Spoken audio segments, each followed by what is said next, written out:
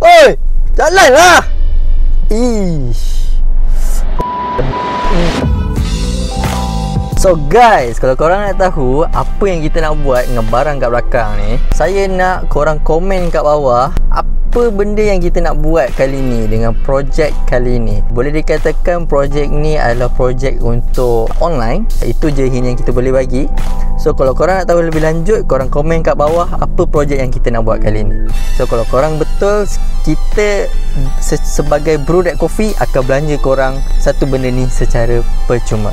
Kita akan ambil at least 5 orang lah untuk dapatkan benda ni secara percuma.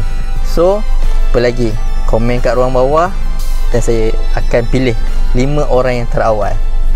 Orang Bangi, korang tengah cari pot lepak di Bandar Baru Bangi, inilah tempat ni. Korang kena datang di Brew That Coffee Bandar Baru Bangi. Kita ada 2 cawangan, dan satu di Bangi Gateway dan satu di House sana.